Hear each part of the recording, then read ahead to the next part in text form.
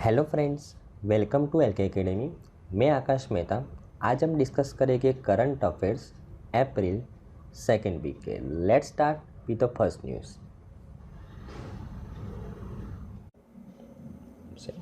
हमारी पहली न्यूज़ है फ्रेंड्स, कैबिनेट अप्रूवमेंट्स के बारे में। बराबर ना, कि Indian cabinet which is chaired by prime minister Narendra Modi has approve the following proposals. तो उनमें से हमारे लिए ये दो अप्रूवमेंट इम्पोर्टेंट हैं कि एक तो इंडियन स्पेस पॉलिसी 2023 को अप्रूव किया गया और एक आर्मी का proposal to induct the women officers in the artillery regiment, उसको अप्रूवमेंट किया गया। बराबर ना, तो उसके बारे में बात करते हैं। बराबर ना, सबसे पहले बात करते हैं इंडियन स्पेस पॉलिसी के बारे में। बराबर, ओके।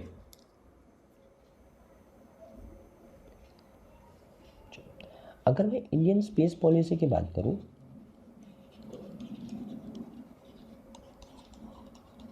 तो ये इंडियन स्पेस पॉलिसी जो 2023 में लॉन्च की गई है, अप्रूव की गई है, उसका मेन ऑब्जेक्टिव है to reduce responsibility of ISRO. Responsibility of ISRO को रिड्यूस करना इस स्पेस पॉलिसी का मेन ऑब्जेक्टिव है। बराबर ना, कि अभी आपने सुना होगा, अगर फॉर एग्जांपल कोई सैटेलाइट लॉन्च किया तो भी इसरो ने किया। फॉर एग्जांपल कोई स्पेस व्हीकल को लॉन्च किया तो भी इसरो करता है। रिसर्च एंड डेवलपमेंट करता है तो भी इसरो करता है। तो एक इसरो बहुत सारी रिस्पॉन्सिबिलिटी को अदा करता है। तो उसकी रिस्पॉन्सिबिलिटी को कम करने के लिए, ताकि वो आगे किसी डेवलपमेंट के ऊपर फोकस कर सके, बराबर ना, इसके लिए स्पेस पॉलिसी को अप्रूव किया गया है। तो इस स्पेस पॉलिसी के अंदर बोला गया है कि इसरो मात्र रिसर्च एंड डेवलपमेंट के ऊपर फोकस करेगा। इसरो की एक सब्सिडरी है न्यू स्पेस इंडिया लिमिटेड। वो किसके ऊपर फोकस करेगा? ऑपरेशनल एक्टिविटी के ऊपर फोकस करेगा। और जो इन स्पेस नाम की संस्था है, बराबर ना, उसका फुल फॉर्म क्या है? Indian National Space Promotion and Authorisation centre.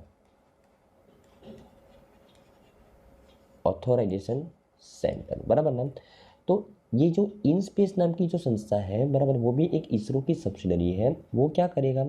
तो वो एक इंटरफेस की तरह काम करेगा। किनके बीच में? तो इसरो के बीच में और प्राइवेट सेक्टर की कंपनीज के बीच में। नाम से ही पता चलता है कि इसका मेन काम क्या है? प्राइवेट सेक्टर की कंपनी को ऑथोराइज करना। आपने लगभग 3-4 महीने की पहले की न्यूज़ पढ़ी होगी कि स्काईरूट एरोस्पेस जिसने विक्रम एस नामक एक स्पेस व्हीकल लॉन्च किया था। ये हमारे लिए इम्पोर्टेंट क्यों है? क्योंकि ये भारत की पहली प्राइवेट सेक्टर की कंपनी है, बराबर ना, जिसने कोई स्पेस व्हीकल लॉन्च किया। और इसको ऑथोराइज किसके द्वारा किया गया?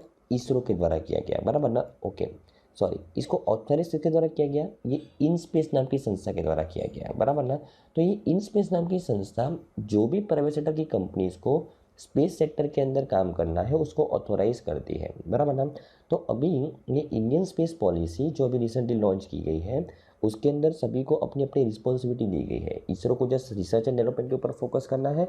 New space India limited operational activity करेगी और इन स्पेस एक इंटरफेस के तरीके से काम करेगा प्राइवेट सेक्टर की कंपनी और इसरो के बीच में। बराबर ना, राइट, ओके।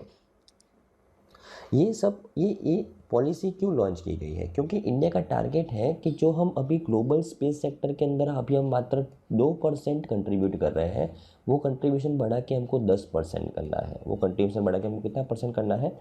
10% करना है। ओके, तो ये स्पेस पॉलिसी के अंदर समझ में आया? ओके, अभी दूसरा अप्रूवमेंट पढ़ते हैं। नेक्स्ट अप्रूवमेंट है फ्रेंड्स कि गवर्नमेंट ने अभी अप्रूव किया है आर्मी के प्रपोजल को to induct the women officers in the artillery regiment. बराबर ना, उसके बारे में बात करते हैं। देखो, अभी हमारे आर्म फोर्सेस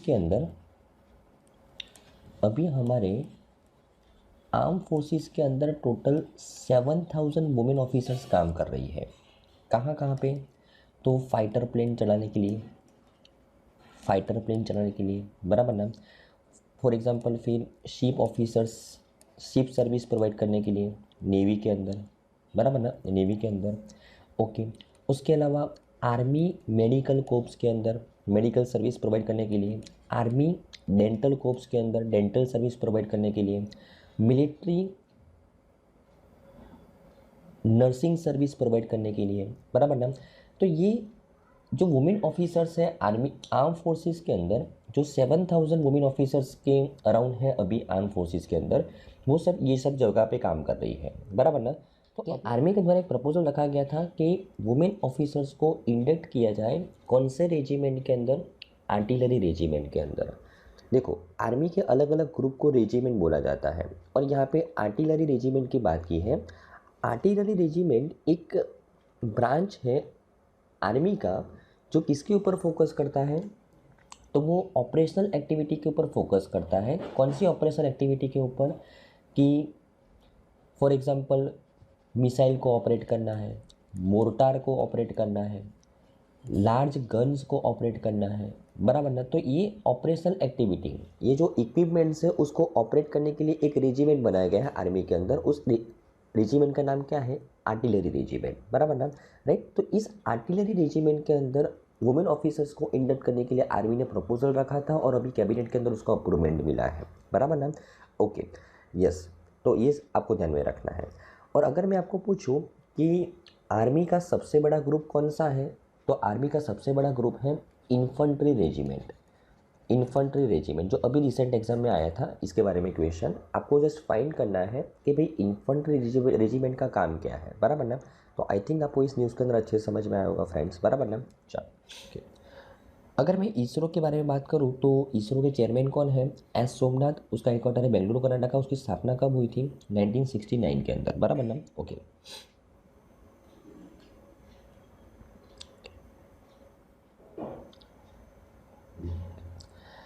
हमारी नेक्स्ट न्यूज़ है फ्रेंड्स कि फाइनेंशियल 2024 की पहली बाई मंथली मॉनेटरी पॉलिसी अभी लॉन्च की गई है, बराबर ना। किसके द्वारा, आरबीआई के द्वारा, रिजर्व बैंक ऑफ इंडिया के द्वारा। उसके बारे में बात करते हैं, बराबर ना, राइट। सबसे पहले मॉनेटरी पॉलिसी के बारे में कुछ स्टैटिक फैक्ट्स जान लेते हैं, बराबर। तो मॉनेटरी पॉलिसी कौन लॉन्च करता है, आरबीआई। हर 2 महीने के अंदर एक बार लॉन्च करता है। इसके लिए उसको कौन सी मॉनेटरी पॉलिसी बोली जाती है, बाई मंथली, बराबर ना। और ये फाइनेंशियल 2024 की, बराबर ना, पहली बाई मंथली मॉनेटरी पॉलिसी है। ओके, मॉनेटरी पॉलिसी बनाने के लिए आरबीआई के द्वारा मॉनेटरी पॉलिसी कमेटी अपॉइंट की गई है, बराबर ना। इस कमेटी के अंदर 6 मेंबर्स होते हैं, बराबर ना। और उसके चेयरमैन कौन होते हैं, तो आरबीआई के गवर्नर होते हैं। उसके चेयरमैन कौन होते हैं, आरबीआई के गवर्नर होते हैं, बराबर ना, राइट। ओके, उसके अलावा इस मॉनेटरी पॉलिसी कमेटी का मेन ऑब्जेक्टिव क्या है, to control the inflation. To control inflation इस मॉनेटरी पॉलिसी कमेटी का मेन ऑब्जेक्टिव है। और इन्फ्लेशन को कौन सी रेंज में रखना है, 2% से 6% के बीच में। मतलब अगर आज कोई चीज़ 100 रुपये की मिल रही है तो 1 साल के बाद मिनिमम 102 रुपये मिलनी चाहिए, और मैक्सिमम 106 रुपये में मिलनी चाहिए। मैक्सिमम कितने रुपये मिलनी चाहिए, 106 रुपये में, बराबर ना। इस मॉनेटरी पॉलिसी का मेन ऑब्जेक्टिव रहता है। ओके, तो ये उसके बारे में कुछ स्टैटिक फैक्ट्स हैं। अभी मॉनेटरी पॉलिसी के इंस्ट्रूमेंट्स के बारे में बात करते हैं, बराबर ना। देखो, मॉनेटरी पॉलिसी कमेटी के द्वारा ये जो मॉनेटरी पॉलिसी लॉन्च की जाती है टू कंट्रोल द इन्फ्लेशन, उसका मेन ऑब्जेक्टिव होता है ये पॉलिसी रेट्स को डिज़ाइन करना। और पॉलिसी रेट्स में भी सबसे इम्पोर्टेंट है रेपो रेट को डिज़ाइन करना, क्योंकि रेपो रेट से ही लिंक होते हैं बाकी के सभी रेट्स, बराबर ना, राइट। तो ये repo rate, standing deposit facility rate, marginal standing facility rate, bank rate, reverse repo rate, cash reserve ratio, statutory liquidity ratio, ये सब मॉनेटरी पॉलिसी के इंस्ट्रूमेंट्स हैं जिसकी मदद से आरबीआई इन्फ्लेशन को कंट्रोल करता है, बराबर ना। तो हम बारी बारी से समझते हैं कि भाई ये अलग अलग रेट्स है क्या, बराबर ना, उसके बारे में देखते हैं। ओके, चलो, सबसे पहले हम बात करते हैं रेपो रेट के बारे में। Repo rate, friends, repo rate क्या होता है, रेपो रेट, रेपो रेट की जो रेट के ऊपर आरबीआई बैंक को लोन देता है, जो रेट के ऊपर आरबीआई बैंक को लोन देता है, जो रेट के ऊपर आरबीआई बैंक को लोन देता है उस रेट को क्या बोलते हैं? Repo rate. लेकिन बैंक को उसके बदले में आरबीआई के पास क्या गिरवे रखना पड़ता है? गवर्नमेंट सिक्योरिटी, बराबर ना। तो फॉर एग्जांपल अगर बैंक को 100 रुपये की लोन चाहिए, फॉर एग्जांपल 100 रुपये की लोन चाहिए, तो उसको गवर्नमेंट सिक्योरिटी 100 रुपये की आरबीआई के पास गिरवे रखनी पड़ेगी। उसके बदले में आरबीआई उसको 100 रुपये की लोन देगा और उसके बदले में आरबीआई बैंक के पास से कितना रेट ऑफ इंटरेस्ट लेगा? रेपो रेट जितना। ओके, ये बात समझ में आई होगी। ओके, उससे उल्टा है reverse repo rate. Reverse repo rate, reverse repo rate में क्या होता है कि अगर बैंक के पास कोई सरप्लस मनी पड़ा है, अगर बैंक के पास कोई सरप्लस मनी पड़ा है तो वो कहाँ पे जमा करता है? आरबीआई के पास। और अगर फॉर एग्जांपल आप एज ए कस्टमर कोई बैंक के अंदर पैसा जमा करते हो तो बैंक आपको रेट ऑफ इंटरेस्ट प्रोवाइड करती है। उसी तरीके से अगर बैंक अपना पैसा आरबीआई में जमा करती है तो आरबीआई उसको क्या प्रोवाइड करता है? रेट ऑफ इंटरेस्ट प्रोवाइड करता है। रेट ऑफ इंटरेस्ट तो प्रोवाइड करता ही करता है, उसके अलावा आरबीआई बैंक को उतनी ही इक्विवेलेंट अमाउंट में गवर्नमेंट सिक्योरिटी भी प्रोवाइड करता है, बराबर ना। रिवर्स रेपो रेट के अंदर फॉर एग्जांपल बैंक ने 100 रुपया आरबीआई में जमा किया तो आरबीआई उसके बदले में उसको रेट ऑफ इंटरेस्ट तो प्रोवाइड करेगा, कितना? रिवर्स रेपो जितना। लेकिन उसके बदले में 100 रुपये की गवर्नमेंट सिक्योरिटी भी बैंक को देगा उस टाइम पीरियड के लिए, बराबर ना। तो ये रिवर्स रेपो रेट है। ओके, लेकिन कोरोना के समय में स्टैंडिंग डिपॉजिट फैसिलिटी रेट, एक नया रेट अनाउंस किया गया है कोरोना समय काल दरमियान। स्टैंडिंग डिपॉजिट फैसिलिटी रेट, बराबर ना, उसका काम सेम रिवर्स रेपो रेट जितना है, लेकिन रिवर्स रेपो रेट 3.35% है और एसटीएफ 6.25% है। अभी इन दोनों में इतना डिफरेंस क्यों है उसके बारे में देखते हैं। तो आपने देखा कि रिवर्स रेपो रेट के अंदर क्या होता है कि बैंक अपना सरप्लस मनी आरबीआई के अंदर जमा करता है, उसके बदले में आरबीआई उसको रेट ऑफ इंटरेस्ट तो प्रोवाइड करता ही करता है, उसके अलावा गवर्नमेंट सिक्योरिटी भी प्रोवाइड करता है। लेकिन आरबीआई ने बोला कि अगर कोई बैंक को गवर्नमेंट सिक्योरिटी नहीं चाहिए तो हम कितना रेट ऑफ इंटरेस्ट प्रोवाइड करेंगे? 6.25%। अगर कोई बैंक को गवर्नमेंट सिक्योरिटी चाहिए तो हम कितना रेट ऑफ इंटरेस्ट प्रोवाइड करेंगे? 3.35%। तो स्टैंडिंग डिपॉजिट फैसिलिटी रेट के अंदर बैंक अपना सरप्लस मनी आरबीआई के अंदर पार्क तो करता है, लेकिन आरबीआई उसके अंदर मात्र rate of interest he provide करता है, गवर्नमेंट सिक्योरिटी प्रोवाइड नहीं करता। लेकिन यहाँ पे बैंकों को ज़्यादा रेट ऑफ इंटरेस्ट मिलता है compare to reverse repo rate. Okay, अभी आरबीआई ने ऐसा क्यों किया उसके बारे में बात करते हैं। ओके, आपने सुना होगा फ्रेंड्स कि हमारे फॉरेक्स रिजर्व के अंदर गवर्नमेंट सिक्योरिटी होता है, गोल्ड होता है और स्पेशल ड्राइंग राइट्स कुछ करेंसी का ग्रुप है, बराबर ना, कि जो इंटरनेशनली वैलिड करेंसी मानी जाती है, बराबर ना। तो अगर हमारे पास government security, gold, special drawing rights या तो फिर डॉलर, पाउंड्स, ऐसे कोई डेवलप कंट्रीज़ की करेंसी ज़्यादा है, मतलब हमारी फॉरेक्स रिजर्व मजबूत है। और जैसे हम कोई बैंक में लोन लेने के लिए जाते हैं तो बैंक कैसे हमारा क्रेडिट स्कोर चेक करती है कि भाई हमारे पास इतना बैंक बैलेंस है, क्या हमने पास्ट में इतने कोई लोन को चुकाया है, राइट। तो ये सब बैंक चेक करती है। उसी तरीके से अगर कोई इंटरनेशनल संस्था अगर भारत को लोन देना चाहती है तो वो क्या चेक करता है कि उसके पास फॉरेक्स रिजर्व कितना पड़ा है, बराबर ना। तो जितना हमारा फॉरेक्स रिजर्व मजबूत, हमको बाहर से लोन ज़्यादा मात्रा में मिल सकता है अलग अलग डेवलपमेंट के लिए, बराबर ना। ओके, और इस फॉरेक्स रिजर्व के अंदर इम्पोर्टेंट रोल कौन प्ले करता है? Government security. ओके, यहाँ तक समझ में आया? हाँ। अभी कोविड के टाइम में क्या हो रहा था कि कोविड के टाइम पे लोगों के बिजनेस बंद हो गए थे, लोगों के कामकाज बंद हो गए थे। तो अगर कामकाज ही बंद हो गए तो उसको एक्सपांड करने का कोई तरीका ही नहीं है। इसके लिए आरबीआई ने ऑब्जर्व किया कि इस कोविड के टाइम के अंदर बैंक्स के पास से कोई लोन नहीं ले रहा है तो बैंक का प्रॉफिट नहीं होगा, लेकिन बैंकों को अपने स्टाफ को सैलरी तो प्रोवाइड करना पड़ेगा। इसके लिए बैंक्स क्या करती थी कि अगर कोई लोन नहीं ले रहा है तो हमको रेट ऑफ इंटरेस्ट तो कोई जगह से लेना पड़ेगा। तो बैंक अपने पास जो डिपॉजिट पड़ी थी वो किस में जमा कर देती थी? आरबीआई के पास, बराबर ना, ताकि आरबीआई उसके ऊपर उसको रेट ऑफ इंटरेस्ट प्रोवाइड करे, बराबर ना। और रिवर्स रेपो रेट के अंदर क्या मैकेनिज्म था कि बैंक जितना पैसा डिपॉजिट करेगा उतनी इक्विवेलेंट अमाउंट में आरबीआई को उसको क्या देना पड़ेगा, गवर्नमेंट सिक्योरिटी। तो ये तो बैंक अपने मुनाफे के लिए गवर्नमेंट सिक्योरिटी अपने पास रख रही है, बराबर ना। और गवर्नमेंट सिक्योरिटी आरबीआई को देने में कोई दिक्कत नहीं है, लेकिन जितनी गवर्नमेंट सिक्योरिटी आरबीआई के पास से जाएगी उतनी गवर्नमेंट सिक्योरिटी ये हमारे फॉरेक्स रिजर्व में से कम होगी, फिर हमको लोन बाहर से कम मिलेगी। तो आरबीआई ने ये ऑब्ज़र्व किया कि मेरे पास बैंक ज़्यादा डिपॉजिट रख रहा है, उसके बदले में मुझे खाली फोकट का गवर्नमेंट सिक्योरिटी उन लोगों को देना पड़ रहा है और हमारा फॉरेक्स रिजर्व वो डाउन होता जा रहा है। इसके लिए आरबीआई के द्वारा एक नया रेट को अनाउंस किया गया कि भाई आप मेरे अंदर पैसा डिपॉजिट करना चाहते हो तो करो, मैं आपको रेट ऑफ इंटरेस्ट प्रोवाइड करूँगा, लेकिन अगर आप गवर्नमेंट सिक्योरिटी नहीं लोगे ना तो मैं आपको ज़्यादा इंटरेस्ट प्रोवाइड करूँगा, अगर आप गवर्नमेंट सिक्योरिटी लोगे तो मैं आपको कम इंटरेस्ट प्रोवाइड करूँगा। ओके, समझ में आया। तो यहाँ पे बैंकों को इंकरेज किया गया कि भाई आप यहाँ पे डाइवर्ट हो जाओ, सिंपल, बराबर ना। ओके, आई थिंक आपको समझ में आया होगा, बराबर ना। चल, तो अभी तक हमने कौन से रेट्स के बारे में बात की, repo rate, SDF, reverse repo rate, right. अभी हम बात कर रहे हैं कि रिजर्व रेशियोज़ क्या होते हैं, उसके अलावा एमएसएफ क्या है, बैंक रेट क्या है, उसके बारे में बात करते हैं, बराबर ना। चलो एक एग्जांपल समझते हैं कि फॉर एग्जांपल एक बैंक के पास 100 रुपया पड़ा है।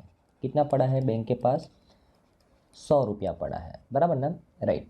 ओके, और for example cash reserve ratio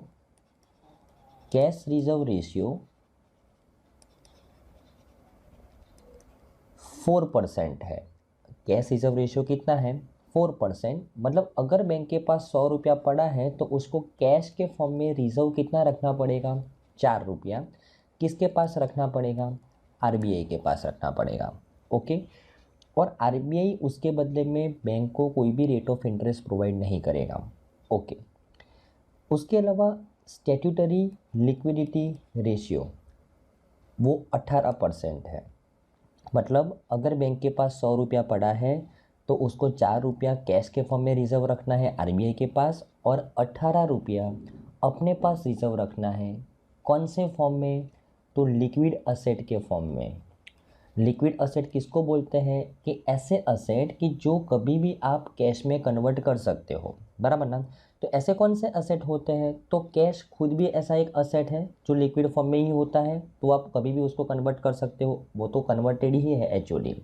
तो लिक्विड असेट के अंदर कैश आता है, गोल्ड आता है, गवर्नमेंट सिक्योरिटी आता है, अच्छी कंपनीज के बॉन्ड्स भी आते हैं, बराबर, वो जो तुरंत आप कैश के अंदर कन्वर्ट कर सकते हो। तो बैंक को बोला गया है कि भाई अगर आपके पास 100 रुपया पड़ा है तो उसमें से 18 रुपया तो ऐसे फॉर्म में होना चाहिए कि जो लिक्विड फॉर्म में हो, तुरंत आप उसको, अगर कोई भी आपत्ति आ गई, कोई भी ज़रूरत हो गई, आप उसको कैश में कन्वर्ट कर सकते हो। और ये 18 रुपया आपको अपने पास ही रखना है, 4 रुपया आरबीआई के अंदर जमा करना है, राइट। तो अगर बैंक के पास 100 रुपया था, 4 रुपया आरबीआई में जमा कर दिया, 18 रुपया ये एसएलआर के फॉर्म में रखा, तो बैंक के पास लोन देने के लिए कितना पैसा बचा है, 78 रुपीज़ बचा है, जो वो लोन के अंदर घुमा सकता है। वैसे 78 का 78 नहीं घुमा सकता, लेकिन जस्ट हम समझने के लिए एक एग्जांपल रखते हैं कि भाई बैंक के पास अभी 78 रुपीज़ बचे हैं जो वो लोन के अंदर घुमा सकता है, सिंपल, बराबर ना।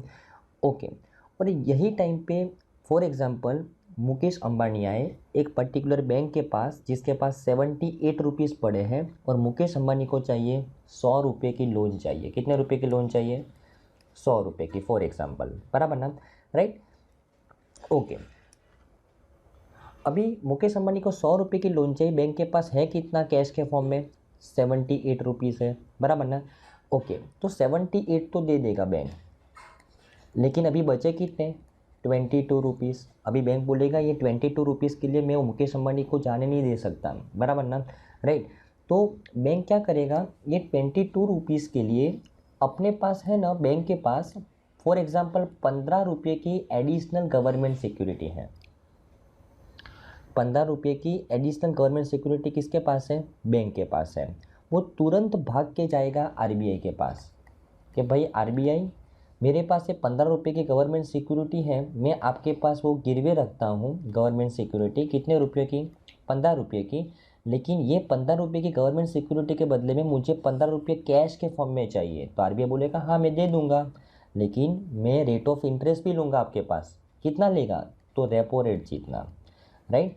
तो यहाँ पे अगर ये 15 रुपीज़ का इंतजाम बैंक ने कैसे किया कि उसके पास एडिशनल गवर्नमेंट सिक्योरिटी थी। एडिशनल गवर्नमेंट सिक्योरिटी मतलब जो उसने एसएलआर में मेंटेन नहीं की है, उसके अलावा वाली वो गवर्नमेंट सिक्योरिटी गिरवे रखने के लिए वो आरबीआई के पास गया, और आरबीआई ने उसके बदले में क्या दिया, 15 रुपये कैश में दिया, बराबर ना। और उसके सामने रेट ऑफ इंटरेस्ट आरबीआई कितना लेगा, रेपो रेट जितना। ओके, तो बैंक ने 15 रुपये का भी अरेंजमेंट कर लिया। अभी बाकी कितना बचा है, 7 रुपया बाकी बचा है। अभी बैंक के पास कैश भी ख़त्म, उसके पास जो एडिशनल गवर्नमेंट सिक्योरिटी थी उसको भी उसने गिरवे रख दिया। अभी बैंक क्या करेगा, वो बोलेगा 7 रुपये के लिए मैं मुकेश अंबानी को जाने नहीं दे सकता। बैंक ने जुगाड़ लगाया कि भाई मेरे पास है ना, मैंने एसएलआर में मेंटेन की है ना, वो वाली गवर्नमेंट सिक्योरिटी मैं अभी गिरवे रखूँगा। किसके पास, आरबीआई के पास गिरवे रखूँगा। और आरबीआई को बोलूँगा भाई मुझे ये 7 रुपये की मैं गवर्नमेंट सिक्योरिटी आपके पास गिरवे रख रहा हूँ, मुझे उसके बदले में कैश के फॉर्म में पैसा चाहिए। आरबीआई पूछेगा कि भाई ये 7 रुपये की गवर्नमेंट सिक्योरिटी कहाँ से लाया, तो कि भाई मैं एसएलआर से लाया, मैंने एसएलआर में मेंटेन की थी ना वो गवर्नमेंट सिक्योरिटी लाया। तो आरबीआई बोलेगा हाँ भाई मैं तुझे कैश में कन्वर्ट करके दूंगा, लेकिन मैं रेट ऑफ इंटरेस्ट तुमसे रेपो रेट जीता नहीं। कौन सा रेट ऑफ इंटरेस्ट पे आपको पैसा मिलेगा, MSF, marginal standing facility rate, right. तो ये एमएसएफ और रेपो रेट में कितना डिफरेंस है, तो रेपो रेट है अभी 6.50% और एमएसएफ अभी कितना चल रहा है, 6.75%। हमेशा एमएसएफ रेपो रेट से 0.25% ज़्यादा होता है। तो यहाँ पे बैंक को लोन थोड़ी सी महंगी पड़ेगी, क्यों, क्योंकि उसने एसएलआर की गवर्नमेंट सिक्योरिटी को यूज़ करके आरबीआई से लोन ली है। उसके पास अभी कोई एडिशनल गवर्नमेंट सिक्योरिटी नहीं है, लेकिन वो मुकेश अंबानी को कोई भी हालत में लोन देना चाहता है, और इसके लिए वो एसएलआर में जो उसने गवर्नमेंट सिक्योरिटी मेंटेन की थी उसके माध्यम से लोन लेना चाहता है। इसके लिए आरबीआई उसको लोन देगा, लेकिन रेट ऑफ इंटरेस्ट कौन सा लेगा उसके पास से, एमएसएफ वाला, बराबर ना। तो आई थिंक आपको MSF, marginal standing facility rate, repo rate, उसके बीच में डिफरेंस पता चल गया होगा। और हमने कैश रिजर्व रेशियो, बैंक को अपने पास जितना भी पैसा पड़ा है उसमें से कुछ परसेंट आरबीआई के अंदर जमा करना पड़ता है, और एसएलआर अपने पास जितने भी पैसे पड़े उसमें से 18% कैश के फॉर्म में, गोल्ड के फॉर्म में, गवर्नमेंट सिक्योरिटी के फॉर्म में, बॉन्ड के फॉर्म में, मतलब लिक्विड असेट के फॉर्म में रखने पड़ते हैं, ताकि जब भी ज़रूरत पड़े उसको कैश में कन्वर्ट किया जा सके, बराबर ना। ओके, तो हमने ये सभी इंस्ट्रूमेंट्स को पढ़ लिया। वैसे हमने एग्जाम्पल पॉइंट ऑफ व्यू से कैश रिजर्व रेशियो 4% रखा था, लेकिन हालांकि एक्चुअल में कितना है, 4.50%। स्टैट्यूटरी लिक्विडिटी रेशियो कितना है, 18%। मार्जिनल स्टैंडिंग फैसिलिटी कितना है, 6.75%। स्टैंडिंग डिपॉजिट फैसिलिटी रेट 6.25% और पॉलिसी रेपो रेट कितना है, 6.50%, बराबर ना। ओके, अभी एक रेट बचा है बैंक रेट। तो ये जो अभी तक हमने जितने भी रेट पढ़े, ये रेपो रेट के माध्यम से बैंक को कितने दिन के लिए लोन मिल सकता है आरबीआई की तरफ से, 14 डेज़ के लिए मैक्सिमम, बराबर ना। एसडीएफ के माध्यम से बैंक अपना सरप्लस मनी कितने दिन के लिए आरबीआई के पास जमा कर सकता है, मैक्सिमम 14 डेज़ के लिए। एमएसएफ के माध्यम से बैंक को कितने दिन के लिए मैक्सिमम लोन मिल सकता है, 14 डेज़ के लिए। रिवर्स रेपो रेट के माध्यम से बैंक अपना सरप्लस मनी कितने दिन के लिए मैक्सिमम आरबीआई के पास रख सकता है, तो 14 डेज़ के लिए।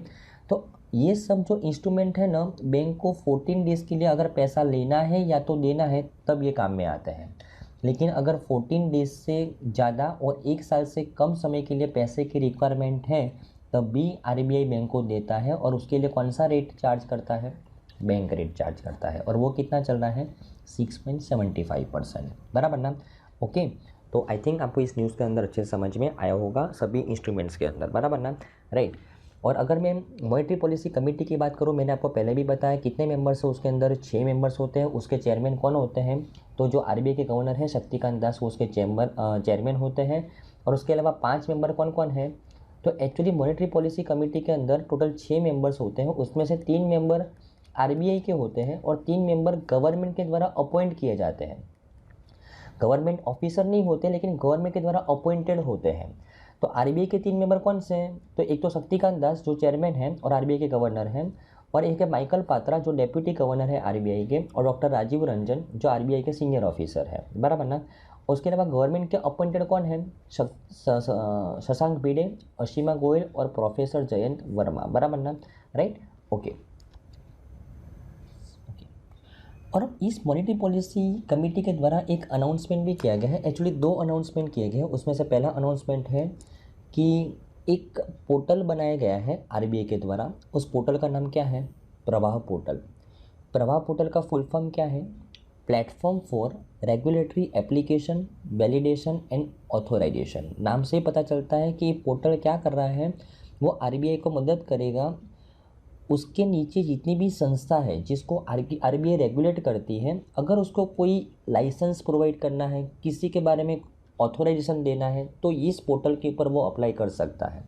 फॉर एग्जांपल, अगर कोई बैंक को, अगर कोई फॉर एग्जांपल एनबीएफसी है, एनबीएफसी का मतलब क्या होता है? Non banking financial company. ऐसी सभी कंपनी जो बैंक नहीं है लेकिन फिर भी फाइनेंशियल सर्विस प्रोवाइड करती है, वो सभी कंपनी को क्या बोलते हैं? एनबीएफसी।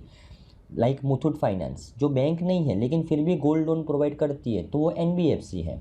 तो एनबीएफसी को अगर फॉर एग्जांपल बैंक का लाइसेंस चाहिए तो उसको किसकी अपना अप्रूवमेंट की ज़रूरत होती है? आरबीआई की। तो इस पोर्टल के ऊपर जाके लाइसेंस के लिए अप्लाई कर सकता है। अगर आरबीआई को कोई बैंक का लाइसेंस रद्द करना है तो इस पोर्टल के ऊपर से वो डायरेक्टली उस बैंक का लाइसेंस रद्द कर सकता है, बराबर। मतलब अपनी रेगुलेटरी प्रोसेस को सिंप्लीफाई करने के लिए आरबीआई ने प्रवाह पोर्टल को लॉन्च किया है। प्रवाह का फुल फॉर्म क्या है? Platform for regulatory application, validation and authorisation, simple, बराबर ना। तो आई थिंक समझ में आया होगा, ओके। दूसरी एक चीज़ अनाउंस की है मॉनेटरी पॉलिसी कमेटी के द्वारा कि एक वेब पोर्टल बनाया जाएगा to search the unclaimed deposit. Unclaimed deposit को सर्च करने के लिए आरबीआई के द्वारा एक सेंट्रलाइज वेब पोर्टल बनाया जाएगा, उसके बारे में बात करते हैं, बराबर ना। तो इसको समझने से पहले सबसे पहले तो अनक्लेम्ड डिपॉजिट क्या होती है उसको समझना ज़रूरी है। तो अनक्लेम्ड डिपॉजिट मतलब ऐसी सभी डिपॉजिट जो 10 साल बीत गए हैं, 10 साल से ज़्यादा समय हो गया है लेकिन कोई उसका वारसदार नहीं मिल रहा है उस डिपॉजिट्स का। एक अकाउंट में 10 साल से ज़्यादा समय से पैसा पड़ा है लेकिन उसके अंदर कोई भी ट्रांजैक्शन नहीं हो रहा है, तो ऐसी सभी डिपॉजिट्स को बोलते हैं अनक्लेम्ड डिपॉजिट। आप बोलोगे सर क्या ऐसी डिपॉजिट्स हो सकती हैं? हाँ, हो सकती है। फॉर एग्जांपल कि आपके अकाउंट में 1000 रुपीज़ पड़ा है, वो आपको अच्छी तरीके से पता है क्योंकि वो आपका अकाउंट है, आप हैंडल कर रहे हो।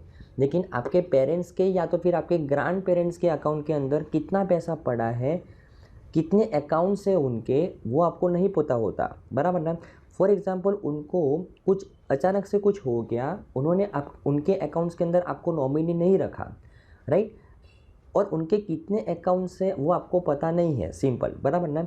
और जैसे ही उनको कुछ हो जाता है तो बाय डिफ़ॉल्ट उनके लिए लीगल हेयर्स कौन है? आप हो। वो सभी पैसा जो उनका था वो अभी किसका हो जाएगा? आप हो जाएंगे। लेकिन बैंक के पास, बैंक को पता नहीं है कि भाई आप उसके नॉमिनी हो, और ना आपको पता है कि भाई ये उनका अकाउंट है, बराबर ना। तो उनके अकाउंट में जो भी पैसा पड़ा रहता है वो एज इट इज़ रहता है, और 10 साल के बाद उस डिपॉजिट को क्या बोलते हैं? Unclaim deposit.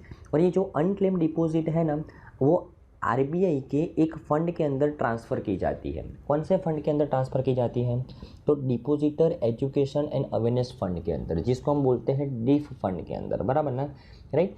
आप बहुत बार आपके मोबाइल के अंदर मैसेज आता है, आरबीआई कहता है कि भाई ओटीपी मत शेयर करो, सीवीवी नंबर मत दो, बराबर ना। बड़े बड़े न्यूज़पेपर के अंदर पूरे पेज का अमिताभ बच्चन वाला फ़ोटो आता है, तो क्या इस सब के लिए आरबीआई को खर्चा नहीं होता है? खर्चा होता है। और वहाँ वो पैसा कहाँ से लाता है ये सब एडवर्टाइज़ करने के लिए? ये डीप फंड में से पैसा लाता है, क्योंकि इसका नाम ही क्या है कि लोगों को अवेयर करना। ये फंड का पैसा कहाँ पे यूज़ करना किया जाता है? लोगों के अंदर फाइनेंशियल अवेयरनेस क्रिएट करने के लिए, सिंपल, बराबर ना। तो ये पैसा कहाँ से आता है? डीप फंड में पैसा कहाँ से आता है? ऐसी अनक्लेम डिपॉजिट्स में से आता है, बराबर ना। तो अभी ये मॉनेटरी पॉलिसी कमेटी के द्वारा क्या अनाउंसमेंट किया गया है कि ये जो अनक्लेम डिपॉजिट्स है ना, वो आप सर्च कर पाओगे। इसके लिए हम एक सेंट्रलाइज वेब पोर्टल डिज़ाइन कर रहे हैं कि फॉर एग्जांपल आप आपके पेरेंट्स या फिर ग्रैंड पेरेंट्स, राइट, कि उनका अगर पान नंबर भी उसमें डालोगे ना तो उनके कितने अकाउंट्स थे बराबर अलग अलग बैंक के अंदर, वो आपको पता चल जाएगा। फिर आप वहाँ पे जाके इन्वेस्टिगेट कर सकते हो कि भाई यहाँ पे कोई पैसा पड़ा है कि नहीं पड़ा उनके इस अकाउंट के अंदर, सिंपल बराबर ना। तो आई थिंक आपको इस मॉनेटरी पॉलिसी के अंदर और उसके द्वारा लॉन्च किए गए 2 इम्पोर्टेंट अनाउंसमेंट के अंदर समझ में आया होगा फ्रेंड्स, बराबर ना। अगर मैं आरबीआई की बात करूँ, रिजर्व बैंक ऑफ इंडिया के गवर्नर कौन है? शक्तिकांत दास। डेप्यूटी गवर्नर उसके 4 होते हैं, महेश कुमार जैन, माइकल पात्रा जो मॉनेटरी पॉलिसी कमेटी के भी मेंबर हैं, एम राजेश्वर राव और टी रविशंकर। आरबीआई की स्थापना कब हुई थी? 1 अप्रैल 1935 को, और उसका हेडक्वार्टर कहाँ पे है? मुंबई, महाराष्ट्र के अंदर, बराबर ना। हमारे नेक्स्ट न्यूज़ है फ्रेंड्स कि अभी recently Ministry of electronics and information technology, जिसको हम शॉर्ट में बोलते हैं मीटी, उसने नोटिफाई किया है IT amendment rules 2023। IT information technology intermediary guidelines and digital media ethics code rules 2021 को अमेंड करके रूल्स 2023 बनाया गया है। क्यों बनाया गया है? क्योंकि यहाँ पे मिनिस्ट्री ऑफ इलेक्ट्रॉनिक्स और इंफॉर्मेशन टेक्नोलॉजी के द्वारा एक संस्था को एस्टैब्लिश किया जाएगा। वो संस्था का नाम क्या है? Fact checker unit. ये रूल्स के अंदर मॉडिफाई करके मिनिस्ट्री ऑफ इलेक्ट्रॉनिक्स और इंफॉर्मेशन टेक्नोलॉजी के द्वारा एक संस्था का एस्टैब्लिशमेंट किया जाएगा। उस संस्था का नाम क्या है? फैक्ट चेकर यूनिट, बराबर ना। अभी ये फैक्ट चेकर यूनिट, इस संस्था का काम क्या होगा? इसका काम होगा असर्टेन करना। किसको असर्टेन करना? कि भाई कौन सी न्यूज़ फेक है, कौन सी न्यूज़ फॉल्स है और कौन सी न्यूज़ लोगों को मिसलीड कर रही है। ये इन्वेस्टिगेट करने का काम किसका रहेगा? फैक्ट चेकर यूनिट का। ओके, अभी ये कौन सी न्यूज़ के बारे में बात कर रहे हैं? ऐसी न्यूज़ कि जो गवर्नमेंट से जुड़ी हुई है, गवर्नमेंट सर्विसेज से जुड़ी हुई है। अभी देखो फ्रेंड्स, फॉर एग्जांपल गवर्नमेंट ने कोई स्कीम लॉन्च की, बराबर ना, तो उसके बारे में लोग अपने पॉजिटिव और नेगेटिव फीडबैक्स, अपने ओपिनियंस देते हैं। और ओपिनियंस कहाँ कहाँ पे देते हैं? तो 2 जगह पे, एक तो सोशल मीडिया के ऊपर और एक तो डिजिटल मीडिया के ऊपर। डिजिटल मीडिया मतलब कि जो आप न्यूज़पेपर पढ़ते हो वो आपके घर पे हार्ड कॉपी आता है, वही न्यूज़पेपर का सॉफ्ट कॉपी ई पेपर को हम डिजिटल मीडिया बोलते हैं, बराबर ना। तो ये न्यूज़पेपर के अंदर जो ओपिनियन देते हैं वो जो जर्नलिस्ट होते हैं वो भी अपना ओपिनियन देते हैं, बराबर ना। तो लोग 2 जगह पे ओपिनियन दे सकते हैं, एक तो सोशल मीडिया के ऊपर और एक डिजिटल मीडिया के ऊपर, बराबर ना। तो सोशल मीडिया के जो प्लेटफॉर्म्स हैं ना उसको क्या बोला जाता है? इंटरमीडियरी। और जो डिजिटल मीडिया के जो प्लेटफॉर्म्स है उसको बोला जाता है जस्ट डिजिटल मीडिया, बराबर ना। तो उनको कैसे एथिक्स को फॉलो करना है वो रूल्स के अंदर मॉडिफिकेशन किया गया है, राइट। ओके, और क्या एस्टैब्लिश किया गया है? Fact checker unit. अभी इसका मेन ऑब्जेक्टिव क्या है कि फॉर एग्जांपल गवर्नमेंट ने कोई स्कीम लॉन्च की और फॉर एग्जांपल कोई न्यूज़पेपर के जर्नलिस्ट ने उसके बारे में, उस स्कीम के बारे में कोई नेगेटिव ओपिनियन दिया, बराबर ना। तो उस ओपिनियन को इन्वेस्टिगेट करेगा।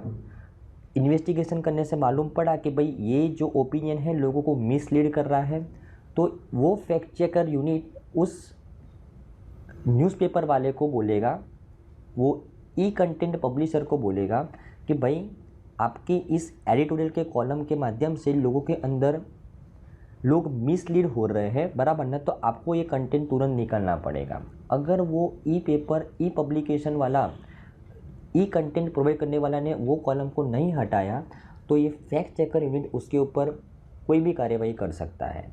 और अचरज की बात तो वो है कि ये फैक्ट चेकर यूनिट के सामने अगर आपको अपील करनी है तो उसके लिए कोई ऊपरी संस्था नहीं है, उसकी ऊपरी संस्था की जोगवाई ही नहीं की गई है यहाँ पे, बराबर ना, राइट।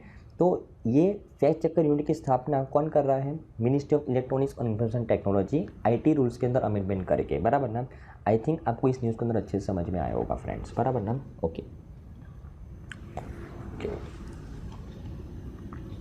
चलो हमारी नेक्स्ट न्यूज़ है फ्रेंड्स कि अभी रिसेंटली प्रधानमंत्री मुद्रा योजना की 8th एनिवर्सरी कंप्लीट हुई, उसके बारे में बात करते हैं।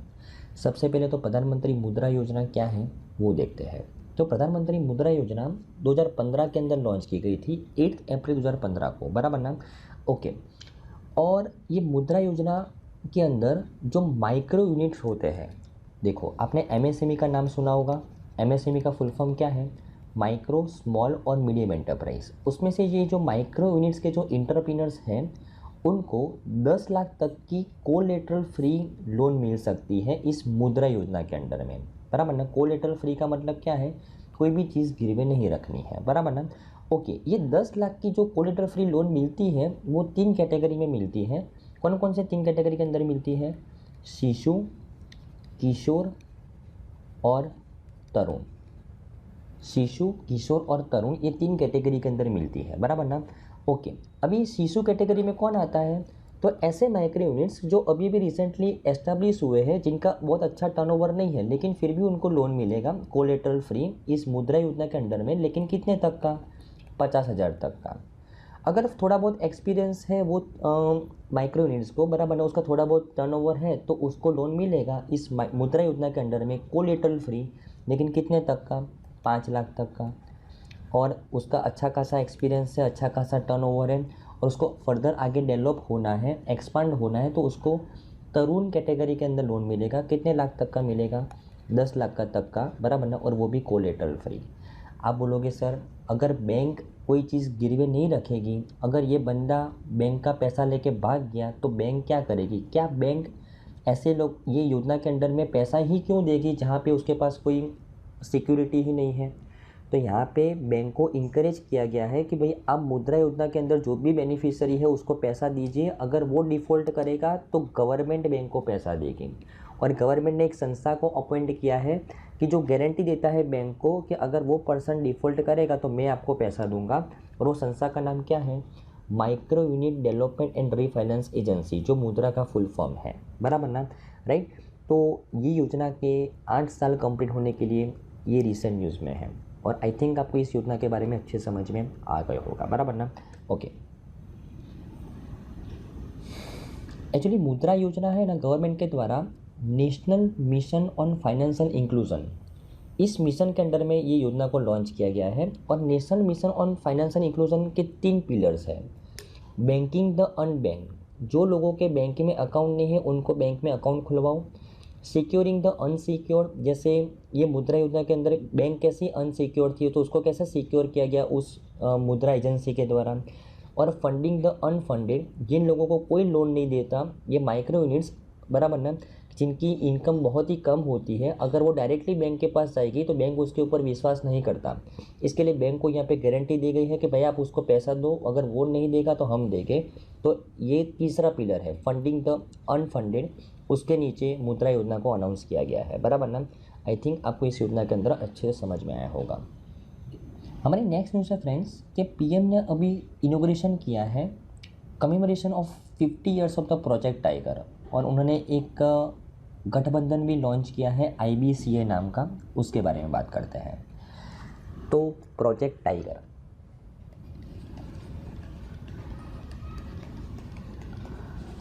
प्रोजेक्ट टाइगर की बात करूं फ्रेंड्स, तो ये प्रोजेक्ट टाइगर कब लॉन्च किया गया था? 1973 के अंदर लॉन्च किया गया था। क्यों लॉन्च किया गया था? क्योंकि उस टाइम 16 टाइगर रिजर्व्स थे, 16 टाइगर रिजर्व्स थे, बराबर ना। तो उस टाइगर रिजर्व्स के अंदर, उस टाइगर रिजर्व्स को मेंटेन करने के लिए ये जो 16 टाइगर रिजर्व जो स्टेट्स के अंदर थे, वो स्टेट्स को फाइनेंशियल असिस्टेंस प्रोवाइड किया जाता था सेंट्रल गवर्नमेंट के द्वारा इस प्रोजेक्ट टाइगर के अंडर में, बराबर ना। और अभी भारत में कितने टाइगर रिजर्व हैं? 51 टाइगर रिजर्व्स हैं। और 51 टाइगर रिजर्व्स 18 स्टेट्स के अंदर हैं। तो ये 18 स्टेट्स को फाइनेंशियल असिस्टेंस प्रोवाइड की जाता है ये टाइगर रिजर्व्स को मेंटेन करने के लिए। कौन से प्रोजेक्ट के अंडर में? प्रोजेक्ट टाइगर के अंडर में, बराबर ना। और इस प्रोजेक्ट टाइगर के 50 साल कंप्लीट हुए हैं, इसके लिए वो रिसेंट न्यूज़ में है। तो प्रोजेक्ट टाइगर के बारे में आपको अच्छे से पता चल गया होगा। अभी ये 50 साल कंप्लीट होने के बाद पीएम मोदी जी के द्वारा एक अनाउंसमेंट किया गया है कि हमारे द्वारा एक गठबंधन एस्टैब्लिश किया गया है। गठबंधन का नाम क्या है? इंटरनेशनल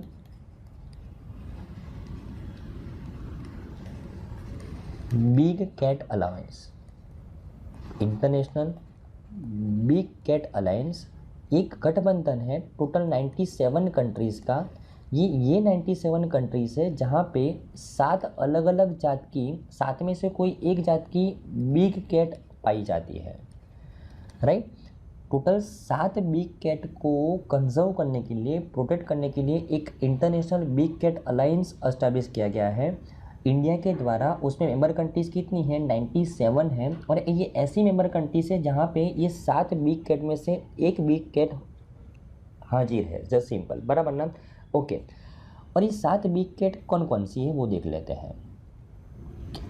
7 बिग कैट है tiger, lion, leopard, snow leopard, puma, jaguar and cheetah. ये 7 अलग अलग टाइप की जो बिग कैट हैं उसको प्रोटेक्ट करने के लिए International Big Cat Alliance launch किया गया है। और भारत एकलौता देश है जहाँ पे ये 7 में से 5 बिग कैट पाई जाती है। भारत के अंदर ये पूमा और जैगुआर के अलावा सभी बिग कैट्स पाई जाती है। इसके लिए भारत ने लीड लिया है कि हमको इस बिग कैट्स को प्रोटेक्ट करना है। उनके जो इलीगल पोचिंग होती है, बराबर ना, वो इलीगल जो उनका माइग्रेशन होता है वो हमको रिड्यूस करना है, बराबर ना? ओके। उसके अलावा अगर मैं टाइगर के बारे में बात करूँ तो हम टाइगर सेंसस भी कंडक्ट करवाते हैं। हम 2006 से हर 4 साल के अंदर एक बार टाइगर सेंसस कंडक्ट करवाते हैं। और 2006 के अंदर भारत के अंदर 1411 टाइगर थे, 2010 के अंदर 1706 हुए, 2014 के अंदर 2226 हुए, 2018 के अंदर 2967 हुए, और 2022 में जो अभी रिसेंट सेंसस हुआ उसके अंदर भारत के अंदर टोटल 3167 टाइगर है, जो दुनिया के 75% टाइगर की पॉपुलेशन अकेले भारत के अंदर है, बराबर ना, राइट। तो ये इसके लिए ये प्रोजेक्ट टाइगर और ये इंटरनेशनल बिग कैट अलायंस हमारे लिए बहुत इंपॉर्टेंट है, बराबर ना? ओके। हमारी नेक्स्ट न्यूज़ है फ्रेंड्स कि अभी रिसेंटली मिनिस्ट्री ऑफ फाइनेंस के द्वारा एस्टैब्लिश किया गया है एक 4 मेंबर के पैनल को to review the pension system for the government employees. इसके बारे में बात करते हैं। बहुत ही इंपॉर्टेंट टॉपिक है। इस टॉपिक के ऊपर देश 2 हिस्सों के अंदर डिवाइड हो चुका है। इसके बारे में बात करते हैं, बराबर ना? ओके। देखो फ्रेंड्स, हमारे देश के अंदर अगर मैं गवर्नमेंट एम्प्लॉय की बात करूं तो जो भी गवर्नमेंट एम्प्लॉय का ज्वाइनिंग 1 जनवरी 2004 से पहले हुआ है, 2004 से पहले हुआ है, तो उनके लिए कौन सी पेंशन सिस्टम है? Old pension system. और जो भी गवर्नमेंट का एम्प्लॉय का ज्वाइनिंग 1 जनवरी 2004 के बाद हुआ है तो उनके लिए कौन सी पेंशन सिस्टम है? न्यू पेंशन सिस्टम, आप बोल सकते हो नेशनल पेंशन सिस्टम, बराबर ना? एनपीएस। हमारे लिए ये ओपीएस और एनपीएस के बीच में डिफरेंस पता होना ज़रूरी है कि ओल्ड पेंशन सिस्टम के अंदर फॉर एग्ज़ाम्पल मेरी last day of the job, जब मैं रिटायर होने वाला हूँ उसका जो लास्ट दिन है तब मेरी सैलरी फॉर एग्ज़ाम्पल 50,000 रुपीज़ है, तो मुझे पेंशन कितना मिलेगा? उसका 50% मतलब कितना? 25,000 और लाइफ टाइम मिलेगा। ओके। और मेरे बाद मेरे स्पाउस को उसका 50% मिलेगा, मतलब कितना मिलेगा? 12,500 उसकी लाइफ टाइम तक। और ये पेंशन लेने के लिए मैंने एक भी पैसा गवर्नमेंट को कंट्रीब्यूट नहीं किया है। ये पूरा का पूरा बर्डन गवर्नमेंट के ऊपर आ रहा था। कौन सी स्कीम के अंडर में? ओल्ड पेंशन सिस्टम के अंदर। और अभी ये स्कीम प्रवर्तमान नहीं है, मात्र आर्म फोर्सेस के अंदर अभी ओल्ड पेंशन सिस्टम चल रहा है। ओके। उसके सामने नई स्कीम आई नेशनल पेंशन सिस्टम। उसके अंदर क्या है कि फॉर एग्ज़ाम्पल मैं कोई एम्प्लॉय हूँ और मेरी जो सैलरी आती है उसमें जो बेसिक सैलरी है उसका कुछ परसेंट ये पेंशन फंड के अंदर जाता है। हर महीने जो बेसिक सैलरी आती है उसमें से कुछ परसेंट कट के एक पेंशन फंड बनता है मेरा, और ये जो पैसा जनरेट होता है वो कोई स्कीम के अंदर इन्वेस्ट किया जाता है।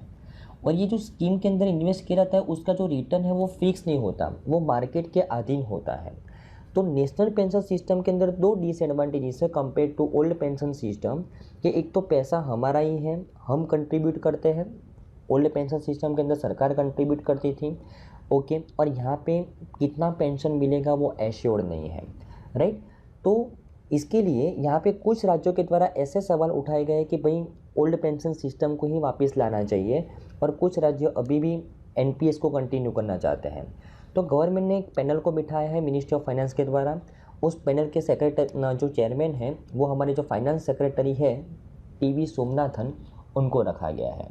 ये पैनल ने क्या बोला है कि हम ओल्ड पेंशन सिस्टम तो कभी भी नहीं लाएंगे, हम जो मॉडिफाई करेंगे तो किसके अंदर मॉडिफाई करेंगे? एनपीएस के अंदर। बराबर ना। तो इस मॉडिफिकेशन के लिए, इस डिस्कशन के लिए, इन्वेस्टिगेशन के लिए इस पैनल को बिठाया गया है।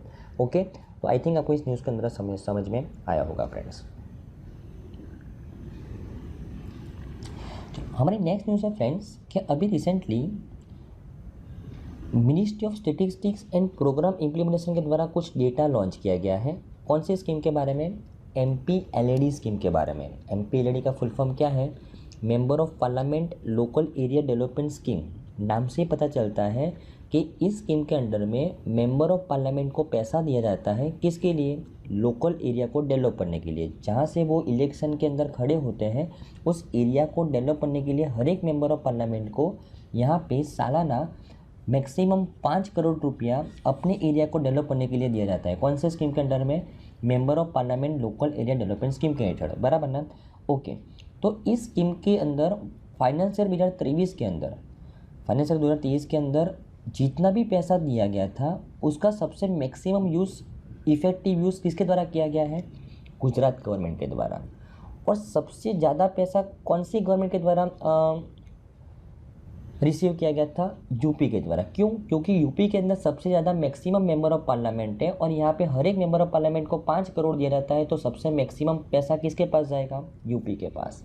लेकिन अगर आपको पूछा जाए कि सबसे अच्छी तरीके से इफेक्टिवली यूज़ इस फंड का कौन सी गवर्नमेंट के द्वारा किया गया है? गुजरात गवर्नमेंट के द्वारा।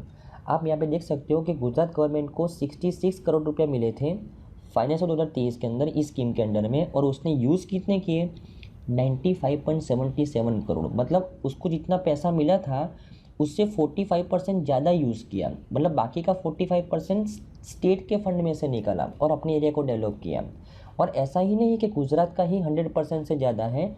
आप यहाँ पे देख सकते हो झारखंड ने 128% यूटिलाइज़ किया है, कर्नाटका ने 127%, केरला ने 122%, वेस्ट बंगाल ने 113% और तमिलनाडु ने 112%, बराबर ना। ओके, यहाँ पे MPLAD स्कीम के बारे में बताया गया है। मैंने जैसे आपको बताया कि यहाँ पे हर एक मेंबर ऑफ पार्लियामेंट को 5 करोड़ दिया जाता है। और ये स्कीम कब लॉन्च की गई थी? 1993 के अंदर लॉन्च की गई थी। कोविड के दरमियान इस स्कीम को टेम्पररी बेस के ऊपर बंद कर दिया गया था, लेकिन 2022 से फिर से इफेक्टिव हुआ है, बराबर ना। ओके, अगर मैं बात करूँ सबसे कम पैसा किसने रिसीव किया, तो सिक्किम के द्वारा रिसीव किया गया। क्यों? क्योंकि वहाँ पे मेंबर ऑफ पार्लियामेंट देश में सबसे कम है, बराबर ना, राइट। और उसके अलावा जो 4 कंट्री हैं, ओके, उसके अलावा जो 4 यूनियन टेरिटरीज़ हैं उन्होंने एक भी पैसा रिसीव नहीं किया है इस फाइनेंशियल ईयर के अंदर। कौन कौन से 4 यूनियन टेरिटरी? लक्षद्वीप, चंडीगढ़, अंडमान निकोबार और दादरा नगर हवेली। तो ये 4 केंद्र शासित प्रदेश के द्वारा एक भी पैसा रिसीव नहीं किया गया है। क्यों? क्योंकि यहाँ पे केंद्र का शासन चल रहा है, यहाँ पे मेंबर ऑफ पार्लियामेंट्स है ही नहीं, वहाँ पे विधानसभा ही नहीं है, लेजिस्लेचर ही नहीं है, तो उनको कैसा पैसा मिलेगा, बराबर ना। तो आपको एग्जाम पॉइंट ऑफ व्यू से 4 केंद्र शासित प्रदेश कि जहाँ पे जिनको 2023 के अंदर पैसा नहीं मिला इस स्कीम के अंदर में कौन कौन से हैं, सबसे कम पैसा किसको मिला, सबसे ज़्यादा पैसा किसको मिला और किसने सबसे इफेक्टिवली यूज़ किया, बराबर ना। ओके, तो ओके फ्रेंड्स, तो आज की सभी न्यूज़ के अंदर आपको अच्छे समझ में आया होगा friends. Thank you friends, bye.